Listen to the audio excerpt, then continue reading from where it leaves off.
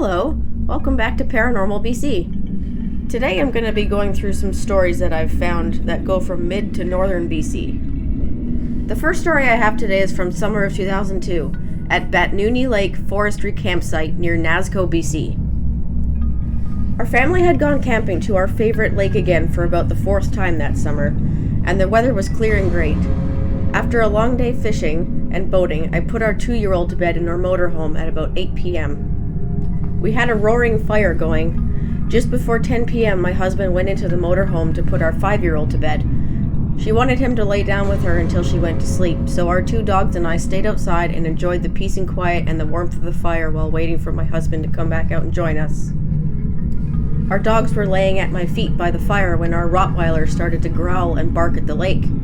I had my back to the lake and told the dogs, by this time our pug was giving it her best shot at barking and growling too, to can it so they wouldn't wake the kids. I honestly thought the dogs were just being silly. Then all of a sudden a huge splash was made in the lake, which scared the dogs into another round of barking and for me to say, "Very funny, Dean, but you aren't scaring me." I thought Dean had come out of the motorhome on the side opposite me and snuck off to throw big rocks over the bank into the water to scare me and the dogs for a practical joke. After the third big rock hit the lake and the dogs no longer barking but rather with their hair standing up on their backs and growling and acting very frightened, I was getting mad. There's no mistaking the sound of big boulders going over the bank into the water. That hollow kerploosh sound. I got up to go and get the flashlight to shine on Dean and let him know that the jig was up. The dogs both came to step for step with me to the motorhome and both tried to get in the motorhome because they were scared. We keep the flashlight at the top cupboard just inside the door along with our linens.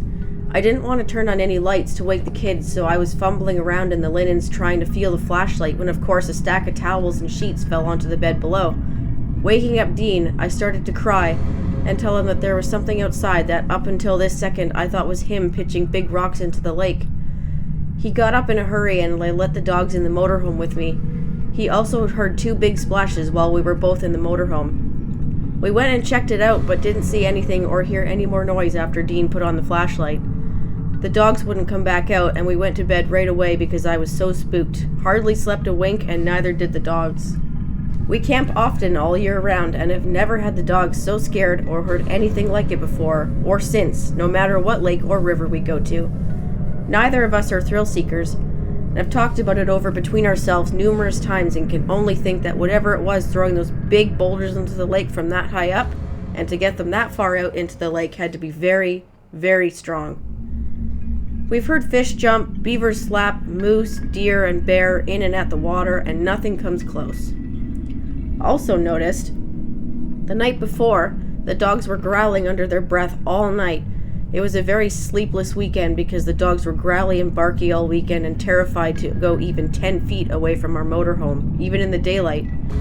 Never before or since have they been that way, even when bears wander right into the camp. This next report comes from a secondary source who wishes to remain anonymous, so I will change his name to John for the story. He said this happened approximately 30 to 40 years ago just outside Prince George in the deep woods. John and a bunch of guys were hired to do some horse logging on a remote piece of land. It was far out in the woods, so they lived on site. A large cookhouse and bunkhouse, and I think he said 8 men, including the cook, and 2 teams of draft horses. The cookhouse and bunkhouse were located on the side of a small hill and overlooked the pasture corral for the horses and a smaller inner paddock. He said if you sat on the porch, you could clearly see the horses about 700-800 yards away. The inner paddock was quite big and had several lean-tos in them for horse shelters. Everything was going without incidents for a couple of months. Then a few strange things started to happen which led them to evacuating. Tools would be moved, logs would be shifted, horses were getting spooked and uneasy. None of it added up, nor did they connect the incidents. They put it down to one of the workers moving stuff around, never looked for tracks, never thought of it. They had 2 weeks of work left as fall was approaching, and they were sitting on the cookhouse porch having coffee, and it was dusk. The horses started getting restless and snorting the warning call. They heard a blood-curdling, deep scream come from the unlogged part of the woods, property that wasn't theirs to log. It startled all of them, and they knew whatever it was big. The horses started to run around in the paddock, and he said they were kicking up quite a lot. By then it was dark, and the screaming was still going on, and he said it sounded like two calling each other, maybe more.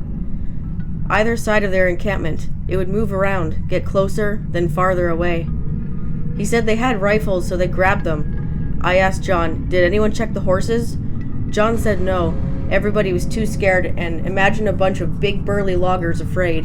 Whatever it was, it scared them so bad, they packed up early in the next morning and left and refused to go back. Yes, they did take the horses with them when they left. John was careful not to say it might be Sasquatch. He said it was not cougars, it was not any animal that any of them had ever heard before. The next one comes from Tejon Cache in October of 1955. On a pleasant autumn day, William Rowe, a highway worker and experienced hunter and trapper, decided to hike to a deserted mine on Mica Mountain, which is near Tejon Cache, British Columbia. Rowe was working on the highway near the town and decided to hike for something to do. Just as he came within sight of the mine, he spotted what he thought was a grizzly bear, half hidden in the bush about 75 yards away. He had his rifle with him, but did not wish to shoot the animal, as he had no way of getting it out. He therefore calmly sat down on a rock behind a bush and observed the scene. A few moments later, the beast rose up and stepped into the open. He now saw that it was definitely not a bear, but what appeared to be a man-like creature, about 6 feet tall, covered in dark brown, silver-tipped hair.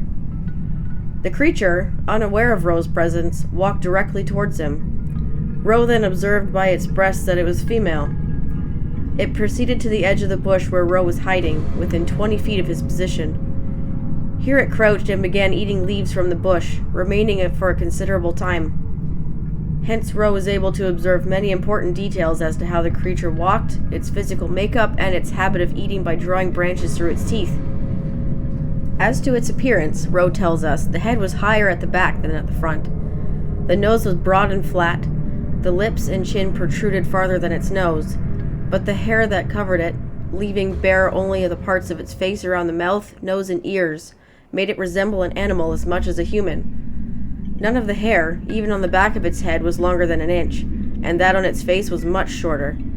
Its ears were shaped like humans' ears, but its eyes were small and black like a bear's, and its neck was unhuman, thicker and shorter than any man's I've ever seen. Its fingernails were not like a bear's, but short and heavy like a man's fingernails. You couldn't see any knotted, corded muscles, he said. This animal seemed almost round. It was as deep as though it was wide. When the creature noticed Rowe, a look of amazement crossed its face, which Rowe found comical and chuckled to himself. Remaining crouched, the creature backed away 3 or 4 steps. It thereupon straightened up, turned, and rapidly walked away in the direction whence it had come, glancing back twice at Rowe over its shoulder. Realizing he had stumbled upon something of great scientific interest, Rowe leveled his rifle at the creature to kill it. However, he changed his mind because he felt it was human. In the distance, the creature threw back its head on 2 occasions and emitted a peculiar noise that Rowe described as half laugh and half language. Rowe's examination of feces in the area, which he believed was from the creature, convinced him that it was strictly a vegetarian. Our next report comes from Kitimat in about 1980. 2 men were driving to Kitimat one summer morning. Coming down the airport hill, they could see a ground fog over the William Creek Flats. This is a 2-mile straight stretch of highway that was built over a swampy area that was part of the north end of Kelsey Lake. The grade or fill here varied between 5 to 6 feet high. As the car came around a slight bend at the bottom of the hill, they could see arms waving in the fog ahead of them. Thinking that someone had gone off the road, they prepared to stop. Since it was foggy, the driver had to get over the white line and right over the shoulder. When the vehicle was still several car lengths away from the figure, the passenger, who told me this story, saw the creature was not human. It was a very tall, hair-covered human-like creature that was standing in the water at the foot of the grade and was facing the highway. When the car came to a stop, they were alongside the creature. The creature's head was level with the occupants in the car and about 5 feet away from the passenger. After a brief moment, the creature's eyes and mouth opened wide in terror. The head was thrown back and its arms crossed over the front of its head to be warding off a blow from a club. It then turned around and dashed into the swamp, going at times through waist-deep holes of water until lost in the fog and leaving 2 stunned men in the car. While mulling over this story, I measured the eye level height off the road in a similar type of car, and it was 4 feet. Since the grade shoulder would have been sloped a bit, it would have been about 5 feet above the water. The creature was standing in water halfway to its knees. Adding up each foot of height on my fingers took all 10 of them. This was followed up by another visit where 2 questions were asked. The first was if the creature's face was relatively free of hair, as we see on the TV shows of the chimps and apes. The reply was that the face was covered with hair much the same as a full beard would be on a man. The next question was, did you see the dished face of a chimp or ape, or was it more human-like? The answer was that I saw a human face. It was definitely not the face of a chimp or an ape. What apparently had happened here was the Sasquatch was feeding on the brush of the road grade as it was standing in the water. The movement of the arms through the fog was the creature reaching out and pulling the bushes towards it. Like most wild creatures, it did not pay much attention to the traffic as they went by at highway speed. However, if you slow down much or stop, then they are gone. You can imagine the creature's surprise when this large object suddenly stopped in front of it. Our next report comes from Cassiar Cannery in the summer of 1989. I was gillnet fishing out of Cassiar Cannery with the boat called Double Eagle, a bow picker I had recently rented for that salmon season. I was with my brother-in-law, and we started walking east on the train tracks headed towards Terrace, BC. We were hunting for deer. We were about half a mile down the train tracks when we rounded a corner by Salmon Creek, and there was a stretch about half a mile long. I remember us coming around the corner and noticing a big black object on the tracks. I told my brother, "Hurry up, let's get closer." We ran about 50 yards more when we stopped. It turned its head and looked at us.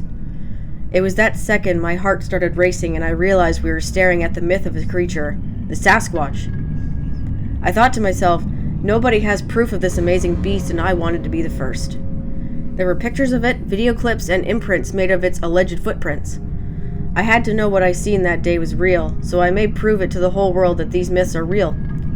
It was that second I lied down in between the tracks and set aim on the Sasquatch. I let 7 rounds fly, starting from head to mid-stomach. I was hoping to drop the horrific creature that only tales were talked about and legends were made. Viewing through my scope, I could see his eyes piercing directly towards us. It is there I watched for it to drop through my scope. My heart raced faster and faster. Time seemed to stand still. I watched it for about 10 seconds as I hoped it would drop, but it just scampered off into the train tracks and headed north into the woods. This would be the last time I saw such a creature. I told my brother-in-law, let's go, as he loaded his gun to its fullest. He followed about 20 yards behind me as I raced towards where the creature had stood. As I searched for blood drops, the amazing burning stench of this amazing beast simmered in the air. It smelled like a septic plant and ammonia that seemed to burn all the parts of my face that were exposed. Eyes, nose, mouth, and throat. I ran in to follow it, and I told my brother-in-law to stay where he was. As I followed the creature in, about 25 yards into the chase, his huge footprints seemed to just disappear. It was like it went into another dimension. I searched about 50 feet radius of the tracks left behind with no explanation to explain the disappearance of its footprints. I got spooked and ran back to the train tracks where my brother-in-law was waiting. We walked down on west side of the train tracks to where it had come from. We had noticed it was catching fish and eating cattails, skunk cabbage, and berries. There was a small culvert far enough down where it was sat so as not to be noticed by the trains above. The smell of the mythical creature had been settling strong where it fed, and had now started to stick on our clothes. There were train lights to the right of the train tracks with 2 red lights on it. I measured the first red light, then the second. The first was 12 feet and the second was 14 feet, and as I remembered looking through my scope, it had just been over the first red light, so I figured it stood around 12 to 13 feet tall. I looked at a twig and noticed hair from the beast, so I gathered it up and walked back to the Cassiar Cannery with the evidence in hand to show others of what we had seen that day. I had a .243 semi-automatic Remington rifle which can shoot as fast as I can pull the trigger, and I was a dead shot, 1 shot, 1 kill for all knew my hunting skills. Yet that day, I walked away with nothing but hair that I gathered from a twig from a phantom of a beast.